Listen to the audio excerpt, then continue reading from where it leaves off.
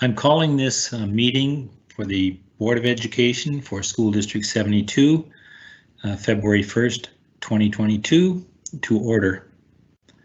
And we will begin with the Chairperson's remarks. Good evening. On behalf of the Board of Trustees, I acknowledge on behalf of the Board of Trustees that this meeting is being held on the traditional territory of the Likwitah people. I am John Kerr, Chairperson of the School District 72 Board of Education.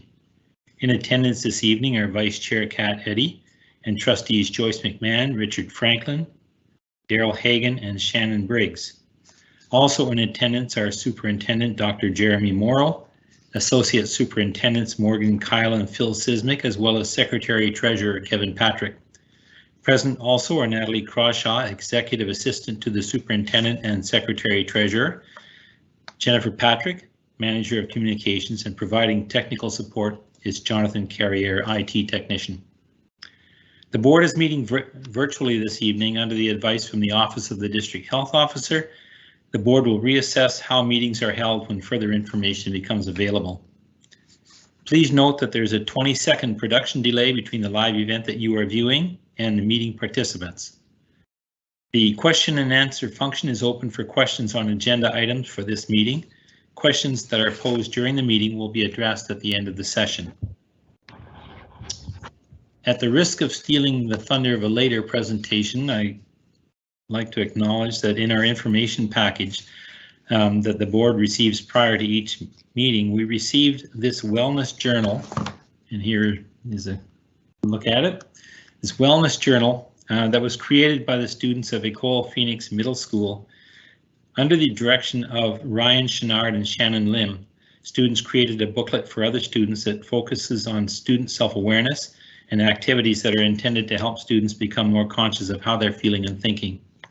Also included are suggestions that students can follow to receive immediate help and support. It's terrific to see our students and teachers reaching out to others with information and activities that can help in times of stress. Well done, Phoenix.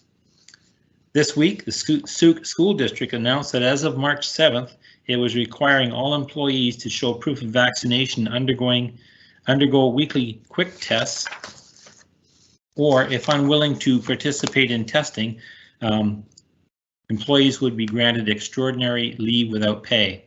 Souk joins Delta, Peace River South, Nanaimo, Ladysmith, and Revelstoke school districts in imposing a vaccination mandate for staff.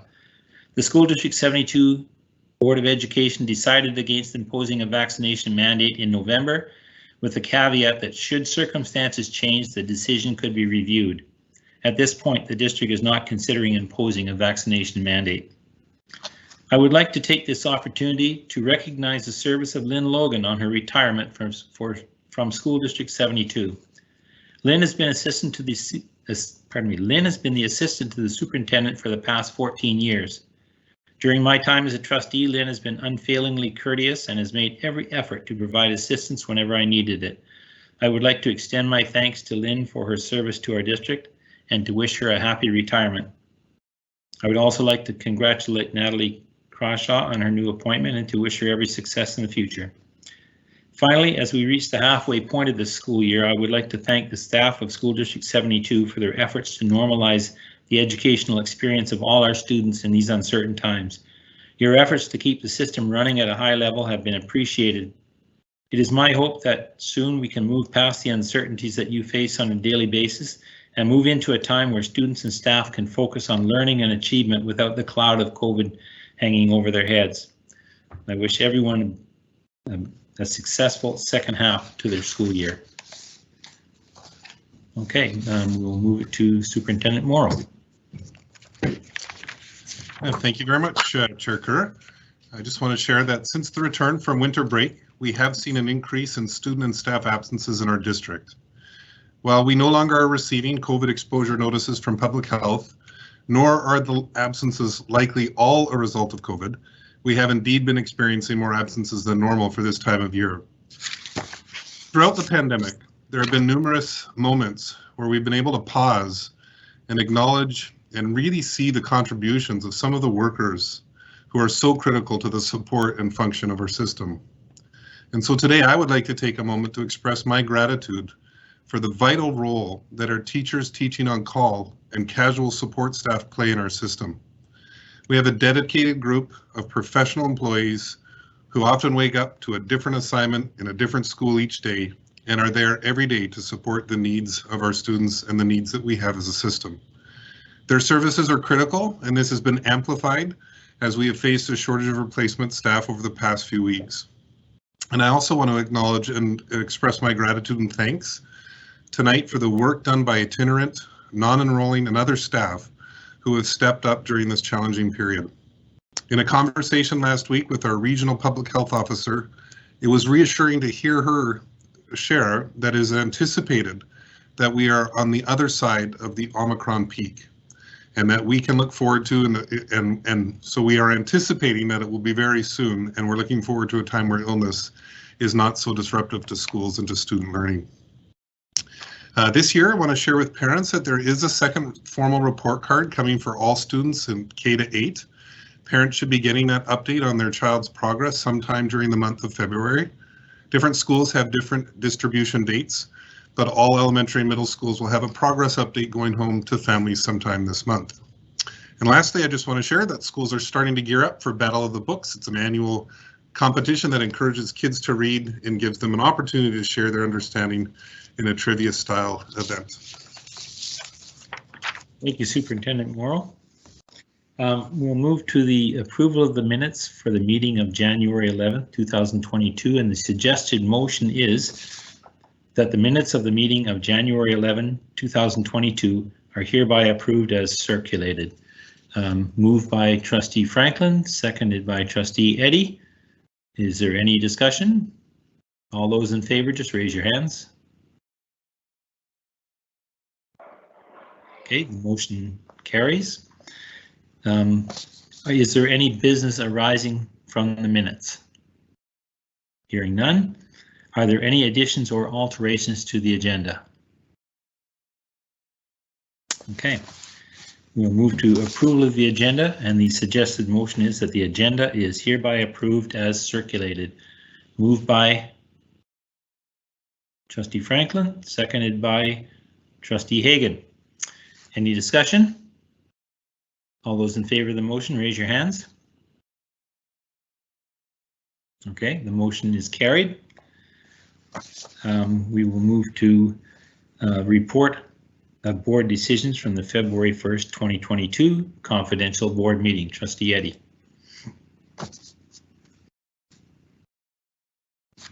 In the confidential meeting, we discussed matters of staffing and legal. We didn't get through our agenda, and we'll be returning after the public meeting to complete. Thank you, Trustee Eddy. Okay, we will move then to educational submissions, and are we ready to go with the anti-racism learning group? We are, Chairperson Kerr, and I wouldn't mind taking a moment just to introduce the group of presenters tonight. So tonight I have the privilege of welcoming to the board meeting Jillian Kirk, our Indigenous Education Resource Coordinator, Rachel Frederick, our Adolescent Literacy Coordinator, and Cash Ward, our Indigenous Career Coordinator. These times, we are all learning more about anti-racism and allyship. There's so much to learn around this very important area in our school district, our community, province, and country. Jillian, Rachel, and Cash will share what a group of teachers in our district are doing around anti-racism that I believe will make a difference for our students, staff, and community. So go ahead, presenters. Thank you.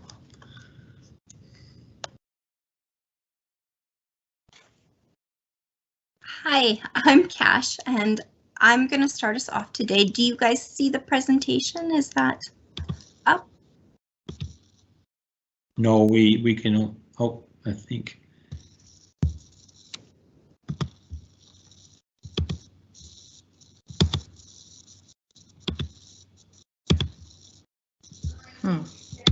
Sorry, everybody. I'm apparently having Wi-Fi issues now. There we go. Thanks, Rachel. Sorry about that. It's coming. There we are. Okay. I'm going to start us off today. I'm Cash, and I'm going to start us off with the reading, and then we're going to move on and you'll meet Jillian and Rachel. I just wanted to thank you for your interest in this work. We're really happy to share with you, and we're grateful to be here. We're thankful for the land and for the sun that was shining on it today in this place that we call Campbell River.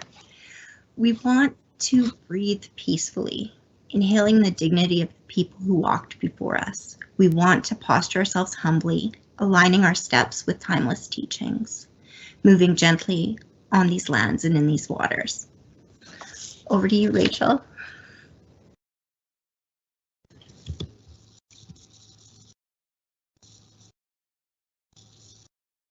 Are you continuing, Cash, with this? Off to you. Sorry about that, everybody. Okay, so I'm going to introduce, so my name is Rachel Frederick, and I too am grateful for the invitation to tonight's meeting. I'm going to be introducing the group, how we got started, who we are now, and what our purpose is. I think it's important to acknowledge that while there has always been interest in this work, that we live in a unique time with not just the pandemic, but the pandemic has made racial disparities more obvious, and I think inequity more obvious in our world, if not in our district.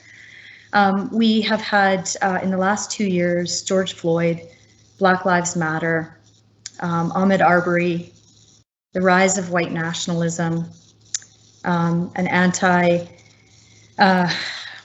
anti-science movement, and the finding of 215 children among the Kamloops First Nation. So this really is the backdrop to the work that has arisen, and I think it's important to start there.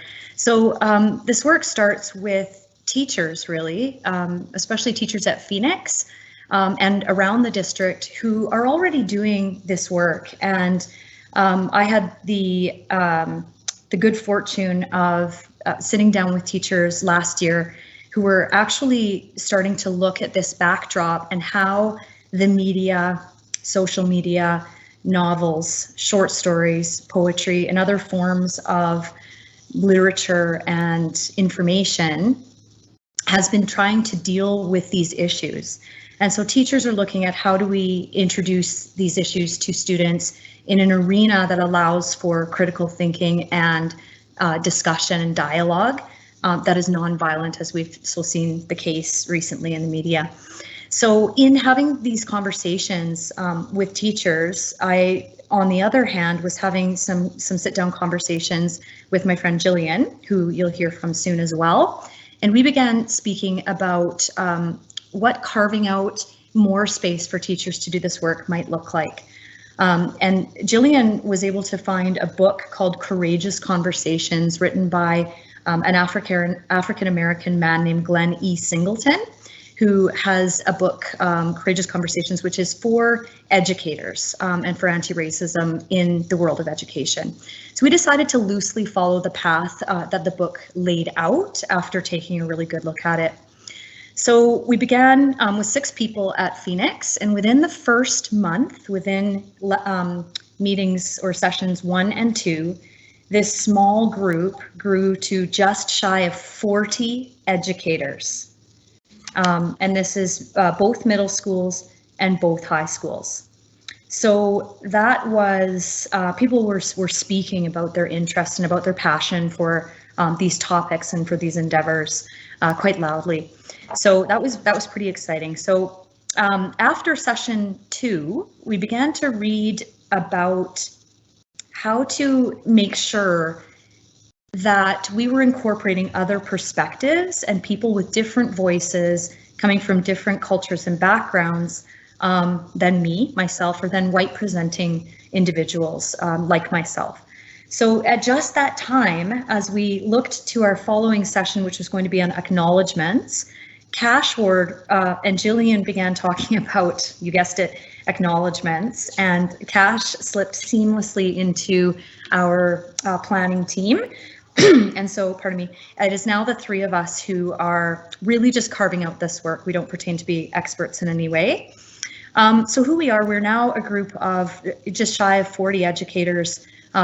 We learn after school for 75 minutes, one time per month, at revolving locations around the district. And now, unfortunately, we are back online, but it seems to also be going pretty good. Our purpose, there's a quote by Margaret Wheatley in the Glennie Singleton book, and it just really speaks to me and I think to my colleagues. And what she says is this: what would it be like to be listening to each other again about what disturbs and troubles us, about what gives us hope, about our yearnings, our fears, our prayers, and our children? Her words to me are imaginative and they're hopeful. And they come at a time in which dialogue is being so often replaced by violence, something again highlighted by the pandemic. So our goal is to invite learning through authentic dialogue, is to make room for multiple perspectives and voices. It's to invite curiosity about our local context with regard to racism and anti-racism, to create space and opportunity.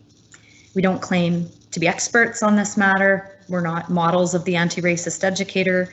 We are really just trying to create the structures and activities for collective efficacy to take root.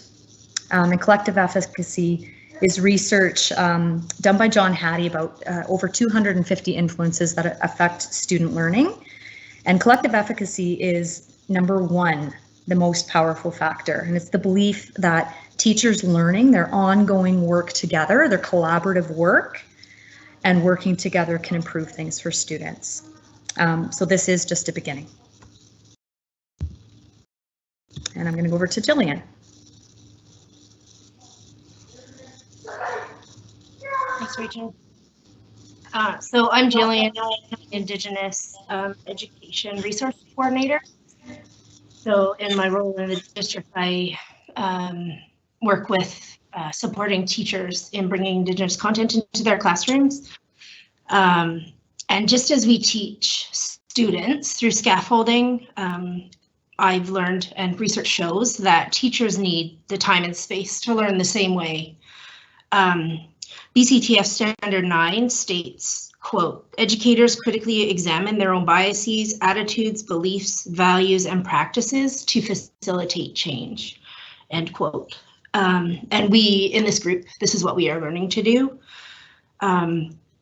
This group allows for the challenging of dominant narratives and unpacking of worldviews, a space and time to chew on some of these tougher topics. Glenn Singleton, in his book, shows us that educators struggle when topics turn to race. They disengage, rerouting the narrative, or become silent. The anti-racism group challenges the perfect stranger mentality, which was introduced by Susan Dion, which is, it almost is an option to remain silent. So the perfect stranger is someone who says, I don't know enough about this, so I'm not going to do it, or I'm going to bring somebody else in to do it, or I'm just going to ignore it. So in conversations I've had with colleagues over my career, it confirms the research. Confronting beliefs, biases, and assumptions is uncomfortable work, and colleagues are looking for a place to chew on tough topics, build their strategies, tools, and language. And then further research also says that learning requires scaffolding and repetition. So Carolina Parting's research out of Australia, as well as personal discussions with educators, defines a clear need for learning arenas, which consists of a continuous professional development opportunity with a defined yet fluid curriculum delivered in a format that allows for educators to discuss, challenge, evolve, critically self-reflect, and experience the process of critically exploring their pedagogy. So in this group, our goal is to provide these learning arenas as space and time to explore different ways of knowing and experiencing the world, while the strategies and tools made available provide some critical literacy and critical understanding skills, potentially for the first time for educators. And we believe that as working even in this small group, that these strategies will filter down to others, as well as into the classroom. I'm going to pass it back to Rachel now. She's going to tell you a little bit more about the book that we're using.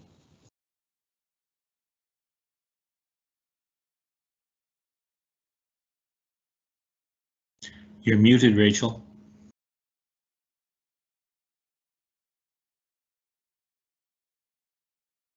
Rachel, you're muted.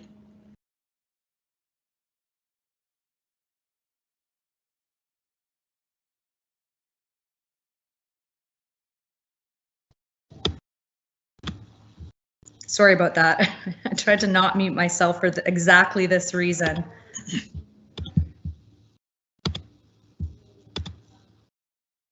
Okay, can everybody hear me? You're good. Okay, thank you. So Glenn E. Singleton's book, Courageous Conversations About Race, is the book that we've chosen to use, and it's really neat because it has come out during the pandemic, and actually the back cover reveals that the pandemic has been a factor in both revealing and highlighting racial disparities, as well as pushing them into the light. Right, so there's a darkness around it, but it has pushed things into the light, where people are now aware, and I think Canadians have had an awakening and are really, really ready to dig into this work. So Courageous Conversations provides a practical framework. It is not just theory, it's not just reading, it is a practical framework for deepening learning and dialogue and for addressing racial disparities. And one of the neat things it does is create group norms for trust and safety to support people through the discomfort and fear that naturally arise when talking about difficult things that we're not familiar or practiced in talking about. And back over to Cash.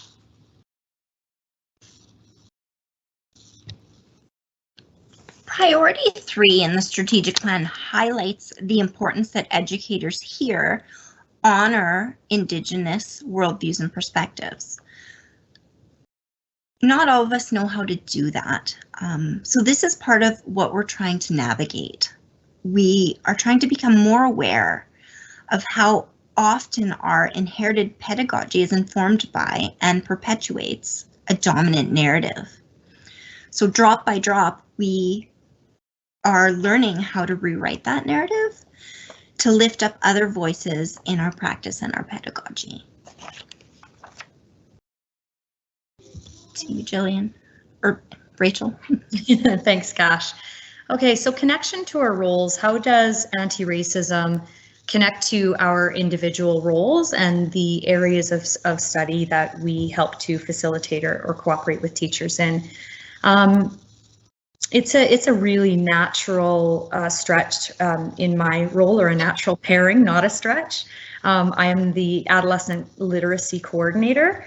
So critical literacy is a social justice effort with critical thinking with literacy. And it's actually a name for the disposition that many educators have in literacy instructions. It's a disposition of curiosity, of being active and intentional about what we consume or about what we accept to be true or good. It's literacy is making meaning of who we are. Critical literacy might be making sense of who is seen and who is heard. Over to Jillian. Cash, did you want to go next, or you want? Oh, I'll go. Okay. Sorry. No worries. As mentioned, I joined the team last, and really I have the privilege of working with Jillian right beside her, and it was nice to listen to her doing some planning, and she would check in about what the group was doing, and it was really intriguing for me. And I really want to serve my colleagues and my students well. And in Indigenous education, I'm continually trying to challenge my own ways of seeing, to learn about and to highlight other ways that people look at the world. So especially when I'm looking at career education. And I'm here to learn, and I'm really grateful that I can be part of this group to do that.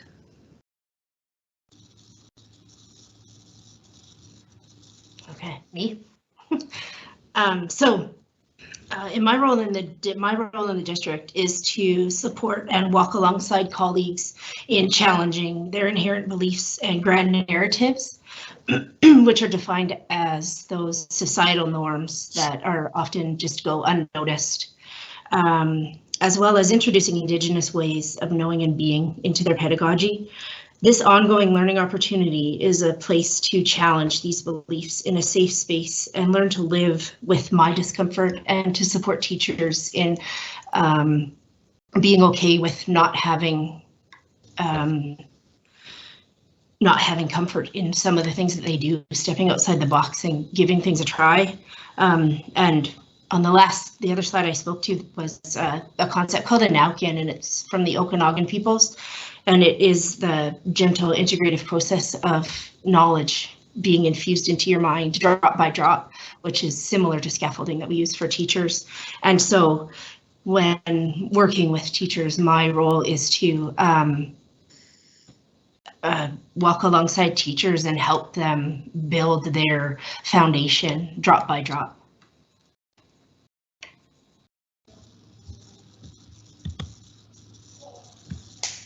Thank you very much for listening, everybody. I'm going to try to seamlessly unshare my screen and come back to you. Well, thank you very much for your presentation. I will open it if anybody has any questions or comments before you leave. If anybody wishes to make any comment about what we just heard. Trustee Eddie. Thank you, ladies, for creating that safe space for conversations to unpack and think about hard questions. The questions that our educators are struggling with are also the questions that our students are struggling with. And quite frankly, our overall general society is struggling with. And I think that by supporting our classroom leaders in having uncomfortable conversations and re-examining their biases, that you're going to create hope for an accepting culture for those kids moving forward. So thank you very much for your work. I know that it's probably hard work and challenging emotionally and personally, but it's important work. And thanks for creating that space. Are there any other comments? Or okay, Trustee Briggs. I just wanted to say thank you very much. I just sent your book recommendation to 2 different teachers in 2 other districts, and they've already messaged me back like, oh, we're gonna read this and get it into our agenda. So discussion is where it starts, and without it, like you said, it just goes under the radar, and it's easy to stand by and just be passive.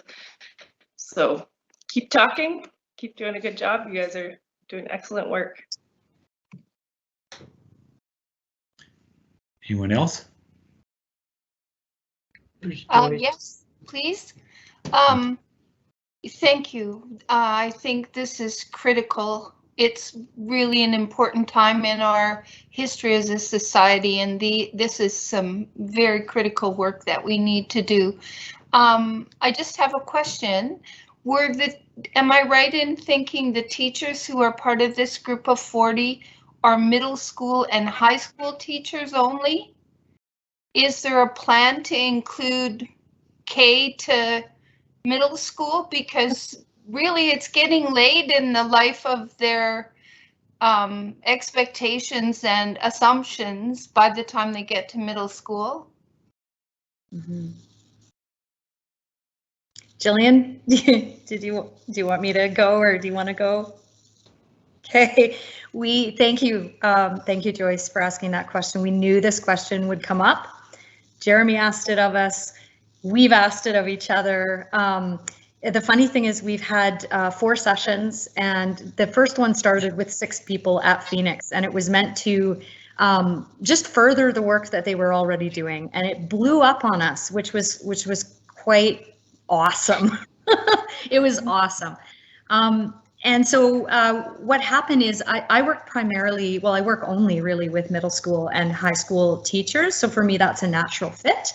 But I do work with elementary folk as well. I work often with Lila Armstrong, who is doing some great work, just for example. So that is our next step. And really, I think what we're percolating on is this has become very large very quickly. And of course, so the logistics for that have become sort of a paramount concern. And the next steps will be figuring out how do we send forth invitations? How do we talk to all folks? Jillian, maybe you can fill in the gaps if I missed anything there. Yeah, that's definitely one piece that we have talked about. We even talked about it, I think, in meetings with the group to say what could this look like going back to schools? Are we going to have a representative maybe that comes from each school, or two people that come from each school, and then we can have pieces shared out, part of conversations from like shared out at staff meetings, or what that might look like. So yeah, it's definitely a piece that we have considered, and I've also been speaking with Deb Martell about it to figure out how this may move ahead. So yeah, that is, like Rachel said, we have questioned ourselves, and we fully expected that question to be asked, but it was just organic how it started and how it's sort of grown from. I tend to spend more time in middle and high schools also. Sharon Wilson, who is also working in our department, she has been working a lot more with the elementaries. So it has been sort of just an organic flow of who is included at this, not included, but who has joined at this time. But yes, it's definitely on our radar to figure out what that looks like going forward. Mm-hmm. Thank you for the question. Thank you. Trustee Hagan, were you going to speak? Yes, I'm very excited about the work you're doing.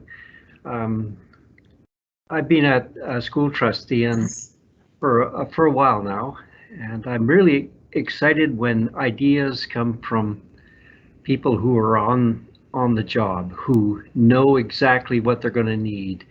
It's evolving, it's exciting, and it's nice to see your excitement, because that's what real education is about. Learning is exciting, and it may be not that easy sometimes. Maybe the things we're learning changes who we are, and the direction, perspective, and the way we talk and the way we act. But if we just stay where we are, we become stagnant. We become like a stone that's beside the river rather than being part of the river that's moving along. So in the Campbell River, you are in the water and you're moving forward, and you are that drop that you were talking about, and you're not just a rock beside the river watching things go by. And I'm very proud of you. Thank you. Is there anyone else? Me, Trustee Kerr. Oh, I didn't see you, but go ahead, Trustee Franklin. Yeah. No, I just wanted to say that how grateful I am that you folks have taken this on, and how it's helping that piece of the strategic plan come to life. When that part of the strategic plan was written, I often wondered, how would this be manifested in the district? How is this going to happen? And this just seems like a miracle to me that that you folks have taken this on. So thank you very much for supporting the strategic plan of School District 72 and for finding a way of making that happen. I just think that's brilliant. Is there anyone else? Superintendent Morrill. Yeah, no, I just want to thank the presenters tonight, and I think that the reality is that they lead those conversations through their own vulnerability, and they lead it as learners, and create that space to engage staff in difficult areas, and they have just done really an amazing job of creating that space for these necessary conversations. So I raise my hands to you and thank you for your presentation tonight. Thank you. Thank you. Is there anyone else? I would like to conclude by thanking you. I think what you're doing is important work. You've reached a significant proportion of our middle and secondary school teachers. That can't help but, I guess for want of a better word, but metastasize that, that eventually it will spread through the district and become part of our district culture. And again, the beauty of it is that it ties in with our strategic plan as well. So thank you again for your efforts, and also thank you very much for your presentation.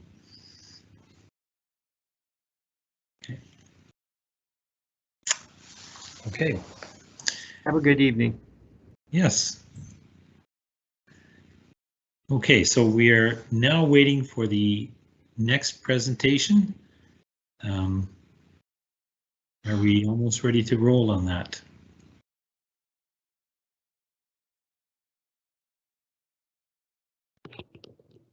There we go. Before we get going, do we have Ryan on the? Or Shannon, are you? You're taking it on? Okay. Ryan is here too, yeah. Is it in the same place as you? No, he was in the meeting though. He might just need a minute to get his camera on. Okay, perfect. Then Yeah. I'll introduce the two of you when we see Ryan. Is he? I will say while we're waiting for Ryan, Shannon, you're probably smiling. Thank you so much for doing this. This is not easy to do these presentations, and Shannon is not one to be front and center. She quietly does her work, which is exceptional. I get to be in Phoenix often and get to see the passion in the work that she does with kids. And Sean McLaughlin had said, she would be reluctant. She's behind the scenes, so that you're here and way outside your comfort zone. I know that, Shannon. Can't tell you how much we appreciate you doing this and stretching your comfort zone a wee bit. Well, thank you. I like to say that I speak better in pictures. And that is the example that you're going to see tonight is yes, kept together. Yeah. Perfect. Thank you. I think we've got Ryan now. Is that correct? Ryan, are you with us? Yeah, I'm sorry, I'm here. I was trying to do it on my phone, but it was only ringing on my computer, and my unfortunately my computer's video does not work. Okay, thank you so much, Ryan. And I know you've got little ones in behind, so you probably were trying to be outside on your phone so that you could have some time. So before you and Shannon get an opportunity to present the work that you're doing, I just want to do a quick introduction, and that is that our district has as one of our strategic priorities building a culture of learning and of mental health and wellness. And the development of the mental health framework that was been developed under the leadership of Drew Williams, Healthy Schools Coordinator, former Director of Learning Services, Tracy Kennedy, and now our present Director of Learning Services, Brenna Ewing. We're seeing schools taking steps to address the well-being of staff and students. So with that, I'd like to reintroduce Ryan and Shannon. So Ryan is a counselor at Phoenix, and Shannon Lim is an art teacher, and they're going to share with us what they saw as a need regarding student mental health and what they did together with students to address this concern. So over to you, Ryan and Shannon. Hi, thank you for having us tonight. We didn't have anything for you guys to look at. We just were hoping that you would putter away at your books and scribble away and write and sort of flip through them as we're talking. So this really started a lot of years ago for me. Conversations 4 or 5 years ago about what we can do in Phoenix to start getting rid of the stigma about mental health and receiving counseling. And sort of the first step we took was we invited the Foundry and KDC and the Lake Watauga counselors into our building to see their clients right in the building. No more worry about transportation or tracking down parents. And that took off. We can see those counselors in lots of our schools now across the district. But we needed something else, and sort of what else, sort of how that helped with the stigma too is kids were coming out to us and asking where that kid was or why they left class, and can we get connected to that counselor, and I'm looking for some help. So we're seeing that was working for us. So we needed something broader. We needed something to get to more kids. I didn't have that idea yet, but it was coming. So what we were finding in the counseling area is kids were coming in, they're having a hard time sharing. We were spending a lot of money on sketchbooks and journals and coloring books and sort of self-guided activity books around anxiety and self-awareness and self-esteem, and they're really helping. But the problem we're having is we're spending a lot of money finding the book that helped, because everybody's a little bit different. So lots of books were being turned back in, and we're using erasers to finally erase pages so we could hand that $15, $20 book back out to a different kid, right? So that's when the idea for the book really came to me, is we needed a sample, something that these kids could test to see what worked for them before we put a larger amount of money into what they needed, right? So we started thinking about what the concept of the book could be, and I knew exactly what I didn't want it to be. It couldn't have been triggering. It couldn't be in your face. It needed to be something subtle, something helpful, something informative, something subtle, something to give these kids some really good ideas of how to cope by not being on their phone. I wanted to be something that the kid next to you in your class could be working on, and you would look at that book and not go, oh man, like they have that book, that's not good. Or if they brought it home and it was on a kitchen table or in a kid's backpack, the parents could pick it up and there wasn't any red flags to the parents right away, nothing that would send them into concern, but maybe some conversations about what is this or what's going on, or just some general ideas for these kids to get some ideas of how to help themselves, right? So I had all these ideas racing through my mind, but I do not have a lot of talent in the arts or computers, as you can see, because I can't get a picture up. So I went hunting for the talent, and my first stop without doubt was Shannon, and Shannon's always willing to do anything for kids, and this is her area where she shines all the time. So I went searching for my talent. It only took me a few minutes before Shannon accepted it. And right away, we agreed that this had to be a book for kids by kids. And the conversation became, how do we do that? We have tons of books in the counseling office. How are we going to figure out what activities to use, what kids are going to buy into, what they're not going to buy into? And I mean, I don't think any sooner than I got that thought out of my head than I had 2 grade 8 students looking at my door. One is super high profile with every mental health agency in our community, and they didn't want to go to PE. And I thought right off the bat, I'm like, I got them, because I can offer you a great deal. I will get you out of PE every Friday. All you gotta do is make me a book. And they're like, yeah, done. And then they turn around to walk away, and they turn around like, hold on. What do you mean a book? We're gonna make you a book? I said, we're making a book. It's going to be a book for you, a book for the kids at Phoenix about mental health and getting some coping strategies. You guys are the best picks I could ever do in the school for this. I think they agreed right away. I think it's more for the missing the PE. But the first Friday they sat down in September, I put 20 large, thick activity books on them about depression and anxiety and self-esteem and anything that we could find, grief and loss. And they went to work 2 hours every Friday from September to early November. Anytime they had a chance during the school week when they were caught up on work, they're working with me, they're working with Shannon. They went through hundreds and hundreds of activities, tagging each one that they had liked, just at glance. And then going back through, they tried every activity that they thought they might like. Working with Shannon the whole time about, okay, eliminating, like we have these 5, but they're all sort of the same. Which one do we like the most? And eventually through hours of work, we got them down to a few that ended up in the book. Part of the deal I made them to get them on board in the first place was they're going to do all the artwork for the book. You get to pick the activities. You're both really good artists. We're going to fill it with the artwork. And this is the ever-evolving book. They turned in their first pile of artwork, all really, really good, really talented students, all very dark, very representative of where they were at that time and stage in their life. And we quickly realized that we can't do a very subtle mental health book with these images in it. So the most friendly image we got out of there was the spider web with Hello Kitty stuck in it, which I love. And they were happy to get something in there and understood that the images with blood drawing out of eyes and all the negative stuff wasn't probably the best suit for this book. So at that moment, I got really, really thankful that Shannon was on board, because this is where she shines. She went immediately to work with pulling old artwork from kids and the students. She reached out on teams to some of our former students that struggled with mental health.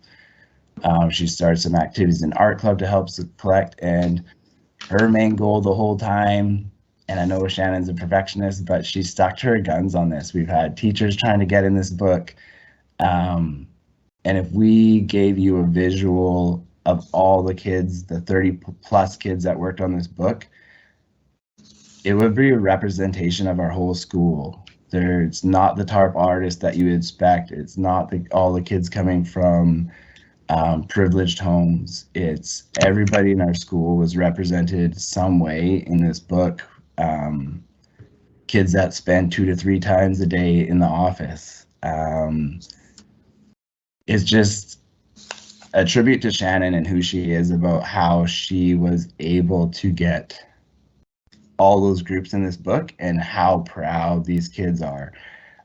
Even the 2 tough grade 8s that wouldn't tell you to their face, but I know their outside counselor, and she came in one day, she said, they're gonna kill me, but you wouldn't believe how proud these 2 kids are of this book and how proud they are that they're involved in what it's sort of becoming. And sort of at that point, we gave all the artwork to Shannon, gave her all the activities and let her go to work. And she spent hours putting the images onto her computer and transferring into the book. And everything you look in there, like every image, whether it's on a written page or not, all those images are hidden in the circle or in the dot page or in the squares. All those images were hidden in there by Shannon. They look like they're part of it, but they're not. She's put everything in there, and so it came to her going to work and going back and forth with me and her, looking at the different copies we had and figuring out what worked, what didn't work. The biggest thing we changed was we wanted to make it more Phoenix. The original cover was just the Phoenix logo with a bunch of little doodles that you'll see through the book, and we quickly decided that that didn't represent us enough. So we went out and we found some artists, and all those feathers on the front are all designed by our students. And I think it's a good representative of our school. And then we had the final copy. So the first step was I gave it to a couple kids in the counseling office. One kid came up for 20 minutes to eat their lunch. I let them stay for 2.5 hours. Their teacher was not very happy at me, but I gave them the book and they put their head down and they went front to back, finished the whole thing, didn't move. And so that was sort of the first indication for us that we're sort of on the right step. We sent 10 home that weekend with teachers. All of them came back with scratch marks in it and doodles in it and spelling stuff and changes of word suggestions, except for one. One of our teachers gave it to their partner, and that partner said Monday morning, there's no way this book is leaving this house, because I did it front to back honestly, and I'm a little bit worried that if anybody reads what's in here, we're going to be in a little bit of trouble. So that was our second indication and sort of reminder that it's not just the kids that are struggling right now. One of the big pushes for us to get this going right now is when kids came back from COVID, the issues were bigger. They were having a hard time sharing. They didn't know where to start. All their outlets were gone. All the sports, all activities, everything was gone. So it was a really important time for us to really get this book going and get it into kids' hands. So the supports we had along the way, Shannon did a good job of approaching PAC. PAC gave us a bunch of money for printing. We pulled Drew Williams in right away. He helped us bring in Brendan Ewing, who helped us with some money for printing. Drew gave up his own time and on teaching time to cover Shannon's class so she could work on the book on her own. So she didn't have to work on her own time. Sean and Mike, our admin here, have been amazing. Everything we've asked for, we've gotten, whether it's money or TOC time to help cover Shannon. And the one point that I forgot to bring up is we want it to be a whole package. That's when you flip it open. It's got the pencil, it's got the eraser, it's got the mini pack of pencil, crayons in there. We wanted it to be for any kid going home. They had what they needed. They had pencil, crayons, they had everything they needed to participate in that book without feeling bad that they didn't have anything to use at home to fill it out. So that sort of brings us to where we are now. 5 months later, we got all our copies, and not even all our staff knows this book exists yet. We present to our staff on Thursday. We've got a few copies of the book out to kids through the counseling office and art club. I know after Thursday meeting, some of our teachers are taking group our class sets of them. They're going to be working on it during advisory or giving the kids brain breaks, hopefully to give them a little bit experience of what's going on, start some conversations around mental health. And me and Shannon's most important thing right now for the rest of the year is just collecting feedback from the kids on what they think. Is it helping? Is it not helping? When we do it again, what should it look like? Our main way of doing that is if you flip to the very last page, you'll see the frog in, I think it's a jar with a mushroom on top. That's going to be our coloring contest. So kids can color that, bring it in, get it displayed in the school. And then on the other side of that too, there's a chance for kids to do their own artwork. So when we do the book again, they can fill out some artwork there for us, draw something. Thank you, John. They can do some artwork for us that might get a chance in the second book. And then our main motivation for this too was when they turn that in, we're going to give them back a quick yes, no circling survey to get some information right from them right off the start so that we know how to make it better. Our goal for this book is when grade 6s come into Phoenix next year, there's going to be one sitting on their desk for them, and we're going to start version 2. And by the end of Christmas, our goal is that we're going to pump another one out. So kids that it's useful for, they'll have another one in their hands, somewhere else fresh to start. And who knows where it goes from here. I know if you talk to Drew Williams, he's got a million ideas of how this is going to be a district-wide thing. And I told him to sort of slow down a little bit. We just got the Phoenix ones in our hands, but the responses have been really good. There's not very many books out there right now. Shannon's got a couple emails from parents that have seen them asking how to buy copies, how to get them at home. And I think the most important feedback for me was the Foundry got theirs last Friday, and by that evening I had a message from Chris Bennett, who runs the Foundry. They want to buy them. They want to put them in their office at the Foundry for the kids that are in the waiting room. And so our next step is figuring out if we're going to do that, how we're going to do that. Is it exciting? It is exciting to think about. The one idea we have is if we are able to sell a few copies of these, we can start a wellness fund at Phoenix Middle School to help put back into the school some new cool mental health and awareness stuff for our kids. So that's sort of where it came from and how it got here and where we are. And if you guys, as you have time, if you flip through it in the next few weeks or days or whatever, if you have any feedback, feel free to email us right away. We are taking everything we can get from anybody we can get so that we can keep on moving forward with it. Well, thank you for that presentation. Did anyone, Shannon, did you have anything to say?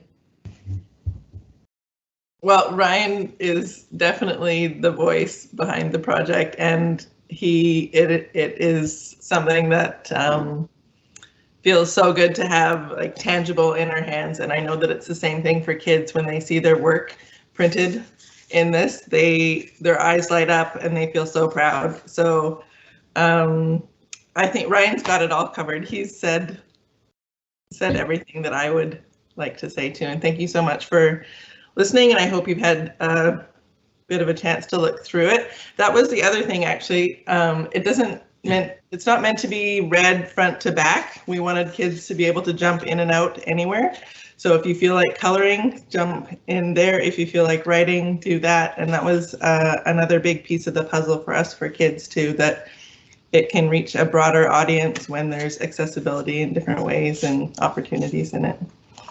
But, yeah, and that was a big focus for us too. If a kid brings a book back and it's just all sketching, then we can put some money into that kid and get him a nice sketchbook and a nice set of pencils. And if it's all writing, then maybe they're ready for one of the self-guided activity books about anxiety, where they can get a better understanding of where their mind is at and how to help themselves if they're not ready to take the step to like talk to a counselor or get a counselor on their own time. Wow. Are there any comments or questions for the presenters? Okay, Trustee Eddie. That's a fantastic idea, guys. Like, way to give students an opportunity to evaluate their own mental health in a safe environment and get some indicators about how you can help them in the future as they move through their years at Phoenix. Really, really great job. I love, Shannon, that you're here because I can tell that you don't want to be. And so thank you for being courageous enough to come and be part of this presentation as well. Thanks a lot, guys. Oh, it's good to be pushed out of our comfort zones, and I really do appreciate that. I love that everyone knows now that I am not a presenter and I am more of a visual person. I speak in pictures. Anyone else? Okay, Trustee McMahon. You're muted. Okay, yeah, I'm having trouble unmuting. I really appreciate that this is reaches out to people who may not be skilled at expressing themselves through language, through vocabulary. I think oftentimes when we're overwhelmed with feelings, they don't come to us in terms of language. So this strikes me as being a very powerful tool for people to really reach into themselves and get a handle on where they are. I really appreciate the work that went into it. Thank you both. Trustee Hagan? Yeah, just a quick comment. When we were working on the development of our strategic plan, we had no idea how it was going to come out in the end, especially with one of our goals was addressing mental health and well-being, and to see this evolve out of Phoenix is really exciting for us, because you have an idea, you know that there are difficulties amongst young students, and here you've got a solution that we couldn't even imagine. And I'm so grateful. It's really good for my soul to see this level of excitement coming out on one of the solutions that we were looking for, and thank you very much. Anyone else? I'll jump in. Thank you. Just jumping off what Darrell was mentioning, that it does start with a conversation and having the opportunity to work with someone and collaborate and trusting. So that is definitely Ryan. Ryan started the idea, and reaching out and having the time and resources to work together is tremendous. So thank you to Ryan for that. Thank you. I love the way you supported the strategic plan, the goal in the strategic plan. But as I look through the book here, I see it's very attractive, but it's nice to see the sort of the hand drawn stuff rather than cut and paste. And when I look at it also, I see that it's really non-threatening, that a child can, or that anybody can open this up and go through the pages and say, I'm going to do this page, or and the thing is that there's no expectation. There's no expectation that anything they write or anything they draw or anything will be commercial quality. It's reflects who they are at that moment, and I think that one of the benefits that you have out of it is that for some kids, that will be their way of talking to you. That will be their way of communicating their reality to you, and I guess how you deal with that is what builds trust, because what you do with kids who are having issues like that it gets around the school. You know, people talk, and if they see that this is a safe book, that what they do with it is safe, then perhaps it will catch on. So thank you so much for all the work that you did.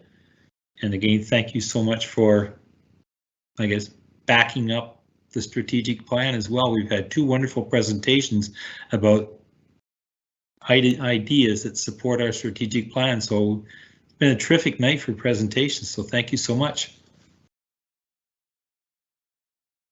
Yes, thank you for having us and giving us this chance to share the book. Yeah, next time you come back, though, you need to get your computer working. Yes. Yeah. Okay, thank you so much. Thank you. Good night now. Okay, we will then move on to the electorate and board matters, and that item is to adopt board governance policy 29. You received it in your package. You should have had a chance to look at it. It addresses concerns that some of us are expressed about the allocation of Pro-D funds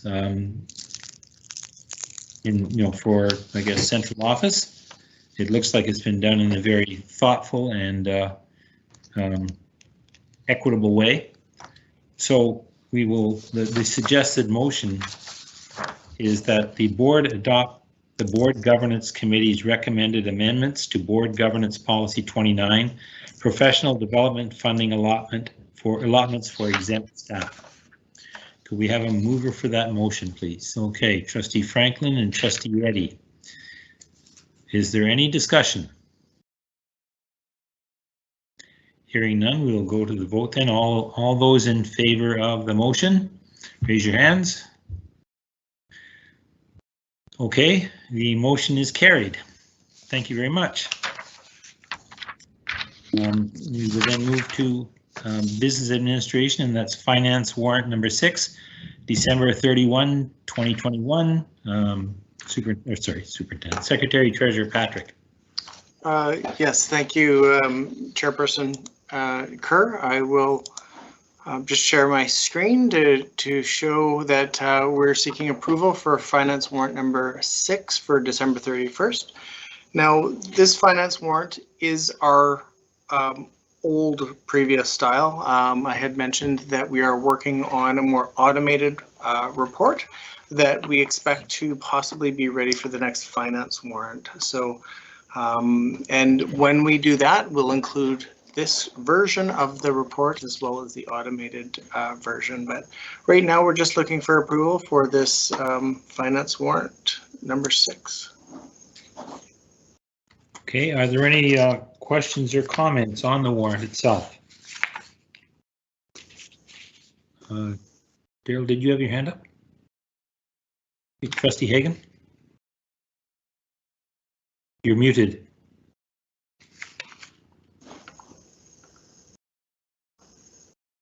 Motion to approve. Okay, so it's already been moved, so. Okay, Trustee Eddy? Sorry, I was just trying to second it. I apologize. Well, Trustee Franklin moved it and you seconded it, so were there any discussions or questions about it? Okay, hearing none then, I will call the vote. All those in favor of the motion to adopt the finance warrant number 6, please raise your hands. Okay, the motion is carried. And we will then move to quarterly finance report for the period ending December 2021. That's again Secretary Treasurer Patrick. Yes, thank you. So I will share my screen again to present and discuss the quarterly report. So we recently completed the December 31st quarterly report. And there's actually a couple things that I have to point out and discuss with the board. The value with doing these quarterly is it's great governance because it allows us to become aware of some of the things I'll discuss tonight early enough that we're aware of them and that we can prepare for them and manage some situations. So the revenues. So this report is our last report based on our preliminary budget. This was the budget that we prepared in May of last year. We prepare them based on the estimates of what we expect. And then when September hits, we know exactly how many students we're getting in. We make some adjustments, and those adjustments are reflected in the actual expenses because they've been in place since September, but they aren't reflected in the revenues or in the expense budgets because we haven't completed our final. We'll complete our final budget and be bringing it to the board at the next meeting, and we'll have a little bit more clarity.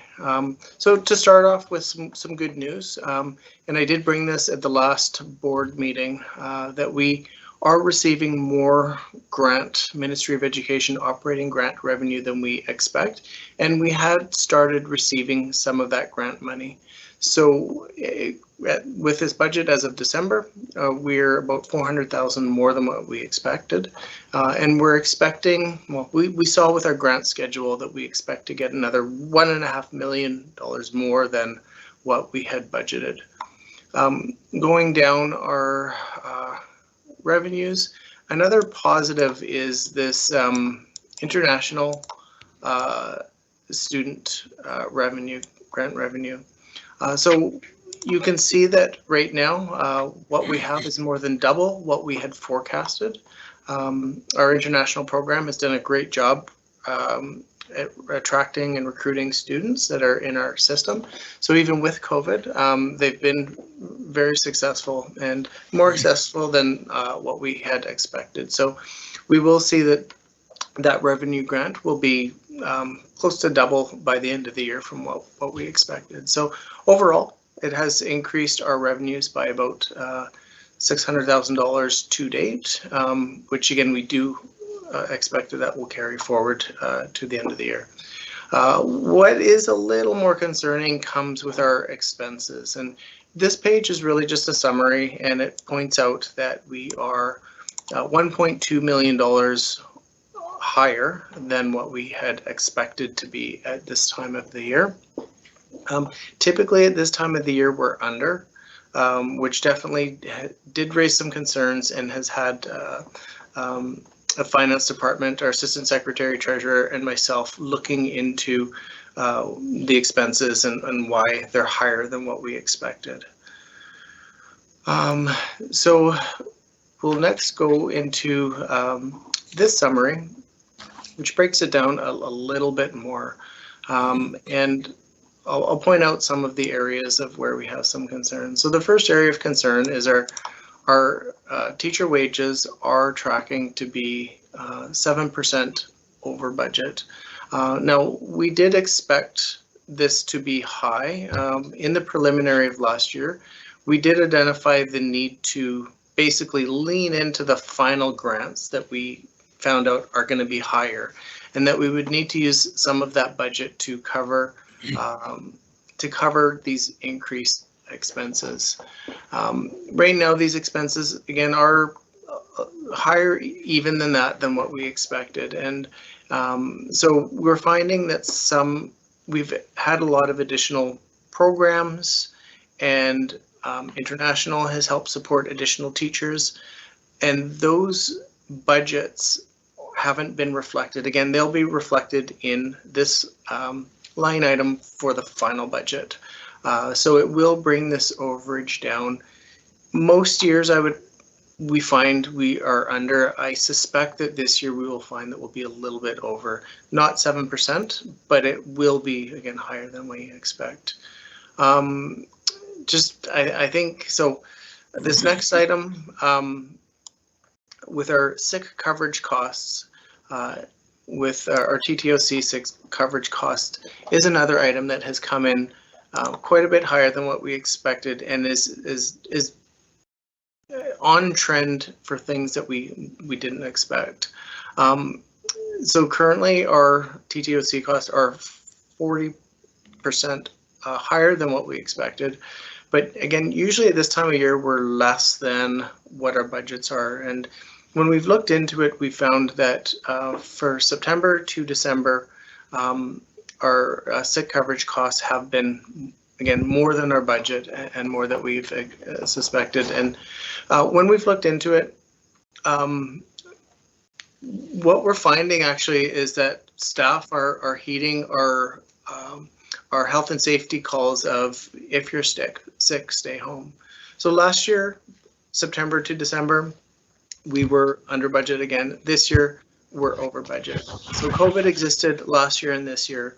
And last year, actually, we found that because people were so cautious, staff were so cautious, we actually had less TTOC use than we had this year. So this year, I think staff are doing what we've asked them to do. Now, to add to this concern of being over is that this doesn't include January and possibly February and maybe into March.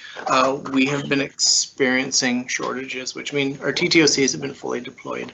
So I am trying to estimate, well, I estimate that potentially we could be about $1 million over budget. So roughly double what we had originally budgeted for this. And when we prepared the preliminary and when we looked at the appropriations in September, we talked a little bit about COVID costs. The board did allocate $170,000 for COVID safety, for cleaning, masks, so forth. And we did talk about some of the sick coverage, and I had suggested that the board lean into the emergency contingency for that. As you can see, teacher wages are a significant component of ours, and a 10% difference is pretty significant. And when you commit to a sick coverage adjustment, it inevitably comes at the cost of something else. So we identified potentially the board needing to lean into the emergency contingency for that. I was thinking 200, at worst case 500,000. We may be on track to use about $1 million of that $1.2 million emergency contingency. We have had, so all of our employee groups have been, again, being very cautious and staying home when they're sick. So we have seen increased usage of sick time across the board for QB staff and in the other departments. However, their departments and their casual pools are much shorter, so, or much smaller. So the overall impact is less than what we see for the teachers. So unfortunately, none of this is funded, of course. And again, we had identified that the board may need to look at leaning, touching and drawing on that emergency surplus. Now, another item also in that I'll touch on it because this is a really big number. The supplies budgets for all of our departments are over as well. Now, a big component of this is that a lot of our expenses for supplies are expended in summer. So our mid-year budget is forecast based on the number of months, but really like maybe 80% of supplies get purchased in summer. So we will see this shorten a little bit. Another cost pressure that we're facing, as I'm sure you're all aware and people in the community are also aware, is inflation is having an impact, which is giving a little bit of a contribution to the supplies budget. But we do expect this overage to get smaller. Same with other budgets, supply budgets, we're experiencing some of the same concerns. So right now we're 1.2 million. I'm going to throw a couple bunches of numbers out at you, but this number right here is on track to be about $2.5 million over budget. But we do expect the revenue to also be 1.5 million above budget. So potentially we're looking at an additional $1 million. And our board has 1.2 million in emergency contingency and $1.3 million in unrestricted surplus. The big concerns arise when we expect to exceed expenses for both, because the board is required to, by the School Act, to balance the budget. And so I'm confident that we're within, that we won't face that risk. Some other things that we're doing is we're still doing a little bit more digging, because some of the trends that we're identifying now, so if sick usage continues, we'll need to plan for it next year, for next budget. And so a couple things, if we end up having to draw on our surplus, it will reduce the amount of surplus we can use next year.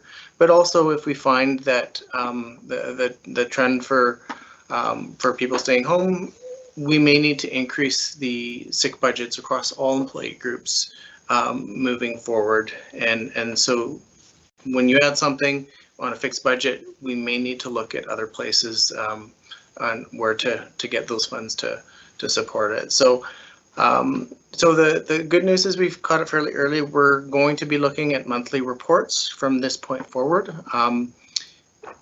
So January, February, potentially into March, we really hope that the COVID illness goes away and that we can return a bit more to normal.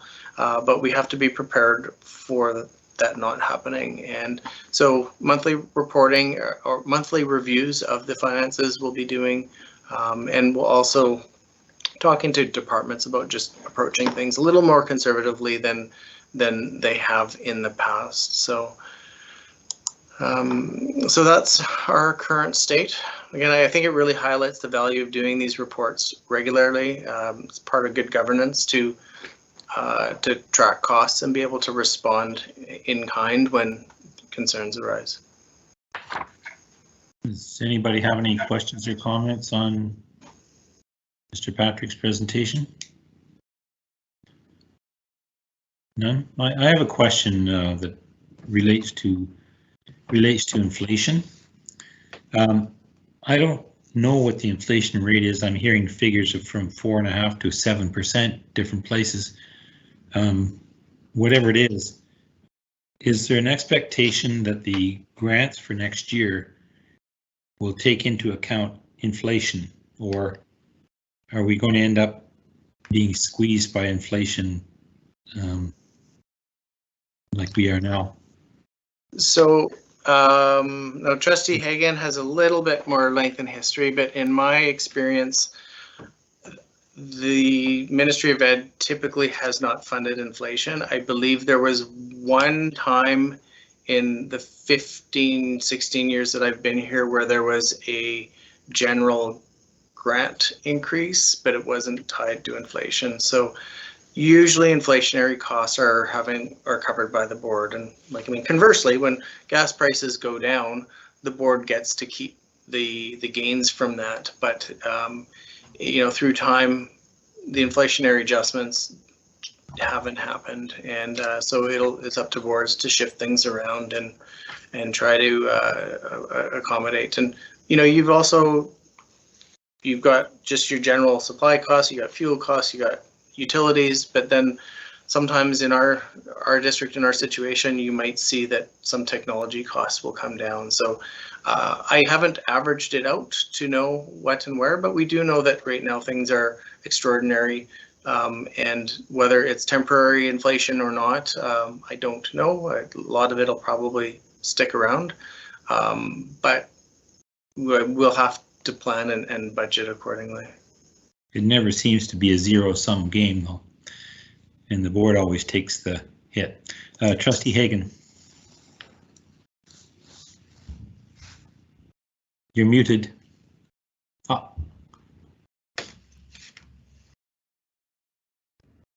It's the second time muting.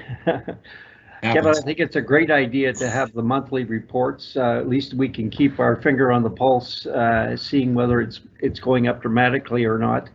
I think we should probably plan not to be getting money from the government. I think they're fairly well strapped with everything else that's going on in the province, and they're going to be looking to for us to absorb inflation probably this year. But again, we can't predict the future, but at least keeping our eye on the budget each month, we can try to hold inflation in. But I am glad that our staff are phoning in sick when they're sick. We may have a money issue, but I would not want to, risk our teachers, our students, our employees in every group. I'd rather they phone in sick and we deal with the consequences than saying, oh, our budget's out of whack this year. Anyways, thanks, Kevin, for all your work on this. Anyone else? Thank you very much for the presentation. You certainly opened our eyes to what we seem to be having coming down the road. Okay, we'll move on then.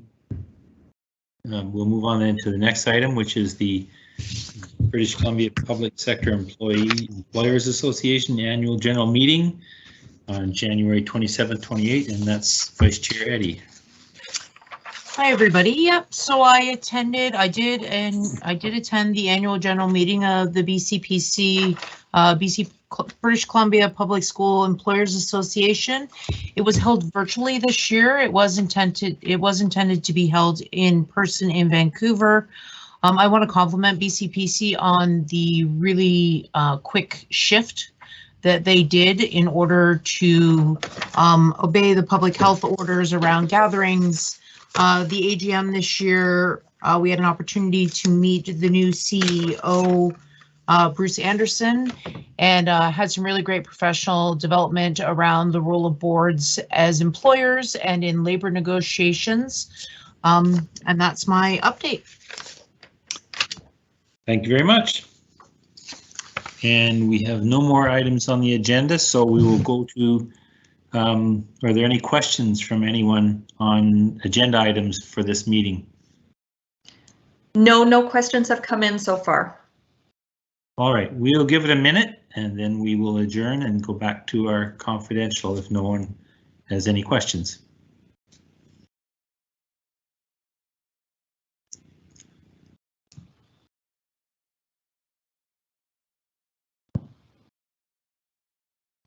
This must make for scintillating viewing.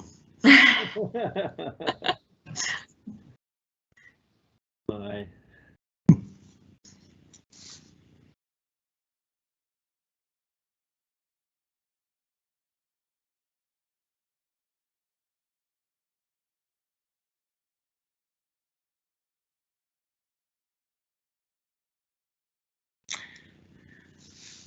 Do we have any questions yet?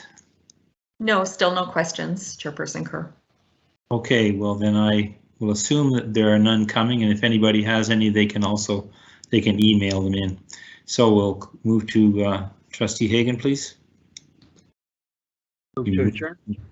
Move to adjourn. All those in favor, raise your hands. Okay, we stand adjourned.